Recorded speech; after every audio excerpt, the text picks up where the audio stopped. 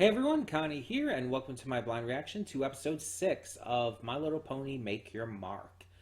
So, last time we had basically a retooled G4 episode where it's like, oh, the cutie marks are switched, and they have to live in each other's horseshoes for a little bit. Okay? Except this time it wasn't as dire and wasn't as intense as it was with season 3 of Friendship is Magic. Um, but it set things up fine. It was probably one of the weakest episodes of the season, but it was still okay. I just feel like a lot of it was like we've seen this before and it's not anything altogether special in its execution to make it stand out. It was okay. Yeah, I would say probably it was the weakest episode so far. But we are still only 8 episodes in total. There's plenty more to the season that's going to come, so we'll have to see how it goes from there. In the meantime, yeah, as usual, I don't know anything about this episode, so we're going in as blind as possible. I don't know what to expect going forward with the season as a whole, so I'm excited to see more, though. I'm excited to see more. I'm excited to find out what more we can get, and I'm just really enjoying this overall. I'm enjoying G5 as a whole. And while not every episode's going to hit it out of the park, I mean, I don't expect that to happen. G4 didn't do that. G4 had a lot of misses. And especially early on, a lot of those early episodes just aren't that great. And there's some early episodes that are actually actively bad, like Ghostbusters, which demonizes Trixie, even though she did nothing wrong in that episode. I do have to specify that because she does do wrong stuff in her return in Magic Duel. But that, in her original appearance in Ghostbusters, she did nothing wrong. So, and I'm not just saying that because I like Trixie. I'm saying that because she did nothing wrong. The main 6 were the bad guys in that one. But anywho, we're going to get on with this and hope for the best. So when the screen fades to black, pause this redirect and go to the description below. Follow the link to the reaction, and after you watch it, come back here to the redirect and resume play. Because after it fades to black and then fades back in, everything from that point forward will be my afterthoughts and will contain spoilers to the episode. So, that being said, thank you so much for tuning in, and I will see you at the reaction. And we are back, and we'll begin with spoilers in 3, 2, 1, now. Okay, so this was another really good episode. So Izzy ends up meeting Misty in town and invites her to a traditional unicorn sleepover at the Bright House with all the other friends. And Izzy's trying to explain how everything works and trying to go through a bunch of stuff all in one night. While Misty uses the opportunity to try and on Opaline's orders, steal the lantern. However, she's unable to find it, and Zip is getting suspicious. Zip starts to ask her questions and wonder about things, especially the more Misty shows that she doesn't actually know about unicorn culture, which kind of goes with what we already knew about. Like, we knew that Opaline had found her when she was young, and it's very much implied that Misty did not grow up around unicorn culture at all. And so it raises a lot of questions. It raises a lot of questions, like, because there's a certain part of about all of this, like with the bubble that was around Equestria and everything. It's like, was Misty found outside of that bubble then? And if so, that raises questions on that. But the biggest thing about this episode is we find out why the pony race is split up. This was obviously the big question everyone had. It was obviously the big thing on everyone's mind.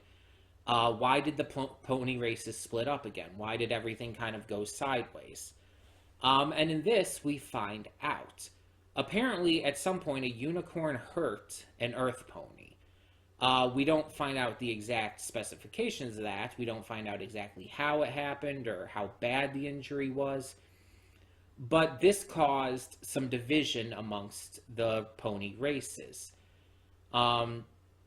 Knowing how things are in real life, it was probably a similar vein where some ponies started talking and they started getting others on their side, and it just escalated from there to where the different races started agreeing with, like, oh, unicorns are suddenly dangerous, and they started spreading rumors about the other races too, and everything just kind of fell apart.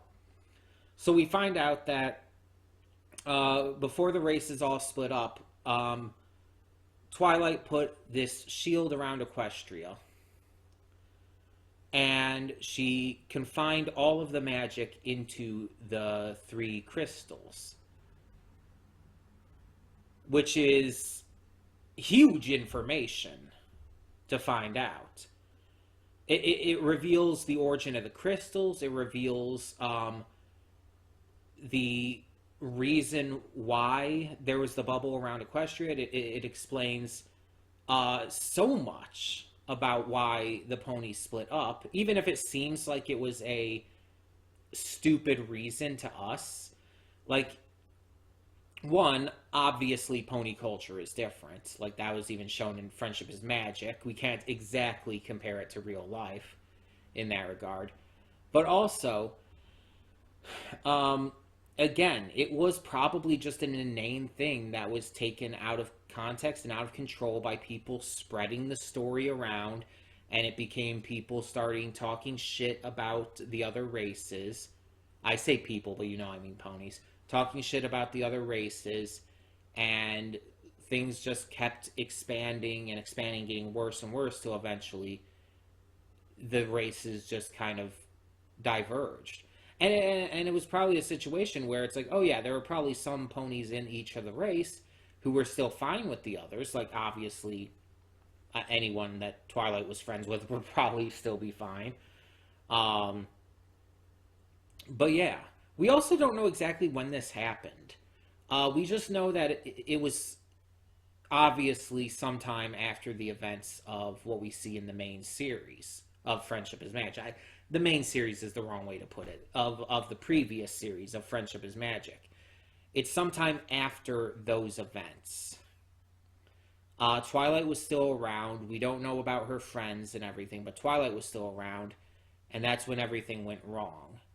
And I do think that there is some truth to Misty's story that she obviously learned from Opaline too.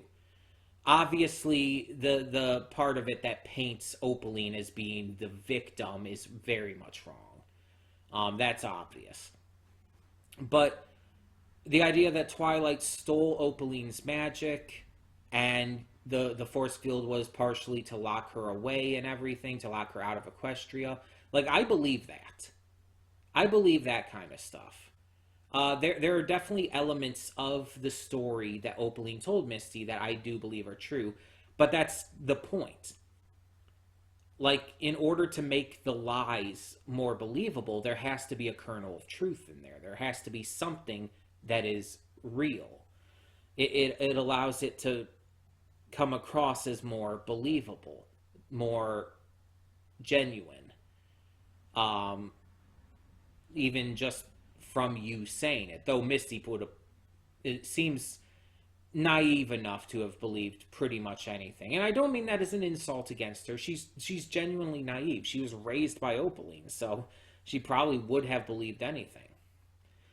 But yeah, so I definitely think that there is truth in what Misty was saying, in what Opaline told her. I just don't think the entire thing was true, and obviously the way it painted Opaline as a victim is very much not. I think that's pretty obvious. And I think it's pretty obvious from this episode as well, seeing how Misty was starting to get along with them and how much she was enjoying stuff like the chocolate ponycorn. It's super obvious that Misty's eventually going to join them. It's going to be like a Starlight situation. I don't think she's going to be like a new main six member, like joining them to create a full main six. I think it's more like going to be like Starlight, how Starlight joined in as a major supporting role after she was redeemed in Friendship is Magic. I think it's going to be like that. Misty is going to be a major supporting role. She's going to be in a lot of the series. She's going to be very important, but she's not going to be part of the main squad necessarily. I think that's my prediction for how it's going to go. And I'm fine with that. In fact, I want that to happen. Obviously, Misty's great. She's adorable. She's likable, and she has so much sadness to her as well. Like there is genuine sadness in seeing how new everything is to her and how much she's being able to enjoy stuff, how much she's been manipulated by Opaline. Like even again, just that moment in the garden where she's freaking out, practically having a panic attack because she's afraid of what would happen if she tried going back without the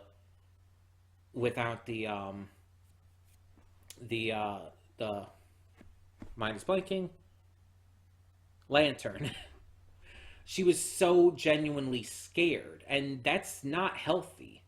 Obviously, that's not a healthy reaction to your caretaker, your parental figure. If you're that genuinely terrified of them to the point where you're having practically a panic attack at the thought of disappointing them, that's a sign of abuse. And obviously, we know Opaline is abusive towards Misty. That's blatant. But seeing her reaction to that kind of thing is heartbreaking. And it's like, again, we know that Misty's going to eventually join the good guys. It's just, I really feel for her, and I don't want to see her in so much pain, but we're probably going to have to again before it gets better. Before she ends up joining the good guys. I wonder how that's going to end up happening.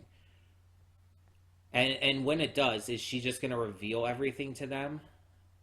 Or is Zip maybe going to find it out? Because that could definitely be hinted towards with this episode, too. At the very end there, with Zip starting to overhear her discussion with Opaline. It's like, yeah, I'm very, very invested in this. This was definitely one of the better episodes for sure. But tell me, that's in my opinion. Tell me in the comments below, what did you think of this episode? For now, though, I'm Connie and I'm signing off. See y'all next time.